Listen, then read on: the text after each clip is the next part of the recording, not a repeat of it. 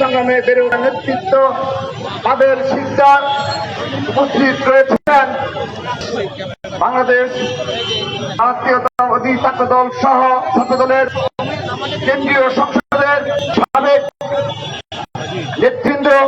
উপস্থিত রয়েছেন স্বেচ্ছাসেবক দল দক্ষিণের সাধারণ সম্পাদক সহ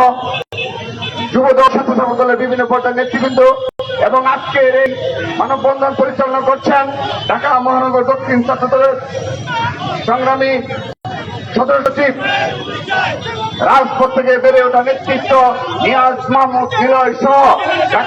উপস্থিত ঢাকা মহানগর দক্ষিণ ছাত্রদলের সকল থানা কলেজ সহ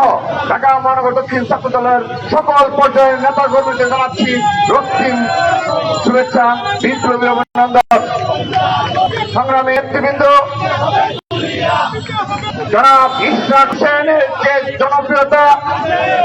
সারা বাংলাদেশে ছোট নয়, এই ঢাকা রাজধানী ঢাকাতে,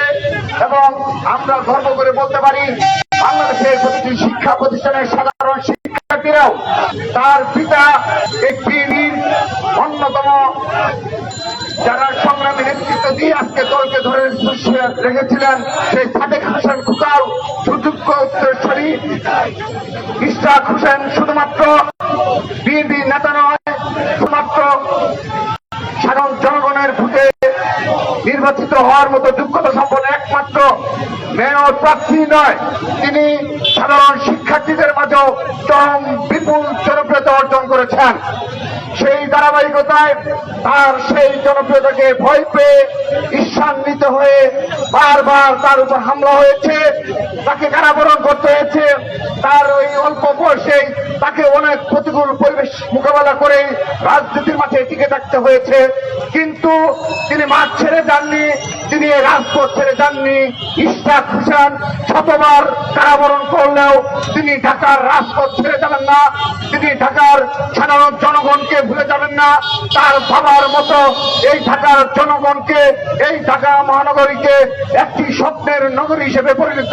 করবেন ইনশাআল্লাহ। সংগ্রামী নেতৃবৃন্দ, আজকের এই ইশরাক হোসেনের নিঃশর্ত মুক্তির দাবি শুরু করছি না, সেই সাথে নিঃশর্ত মুক্তির দাবি করছি বাংলাদেশ জাতীয়তাবাদী যুবদলের বিপ্লবী সভাপতি সাবেক মৃত্যুঞ্জয়ী ছাত্রনেতা, বাংলাদেশ জাতীয়তাবাদী ছাত্রদলের সাবেক সফল সভাপতি, আন্দোলন সংগ্রামের পরীক্ষিত নেতৃত্ব জনাব সুলতান সালাউদ্দিন টুকুর নিঃশর্ত মুক্তি দাবি করছি। সেই সাথে নিঃশর্ত মুক্তি দাবি করছি যুবদল কেন্দ্রীয় সংসদের সাবেক সফল সভাপতি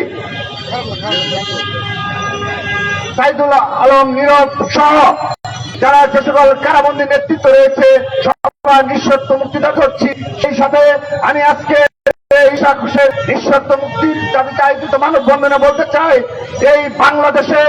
একমাত্র সংগঠন বাংলাদেশ জাতীয়তাবাদী ছাত্রদল, যারা শত বাধা প্রতিকূলের পরিবেশের পর রাজপথে দুর্দান্ত প্রতাপে টিকে রয়েছে, যারা সাধারণ শিক্ষার্থীদের অধিকার